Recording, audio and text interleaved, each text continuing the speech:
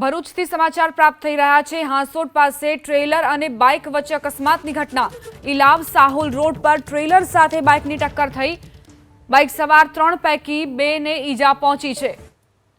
Bike સવાર 3 પૈકી 2 લોકો ઈજાગ્રસ્ત થયાના સમાચાર, જેમને તાત્કાલિક હોસ્પિટલ ખસેડવામાં આવ્યા। ઇલાવ સાહોલ રોડ પરની આ ઘટના ટ્રેલર અને બાઇક વચ્ચે ટક્કર થઈ, જેમાં 2 લોકો ઈજાગ્રસ્ત થયા છે। બ્રેકડાઉન થયેલ શેરડી ભરેલ ટ્રેલર સાથે બાઇક પાછળથી ભટકાઈ, જેના કારણે અકસ્માત સર્જાયો।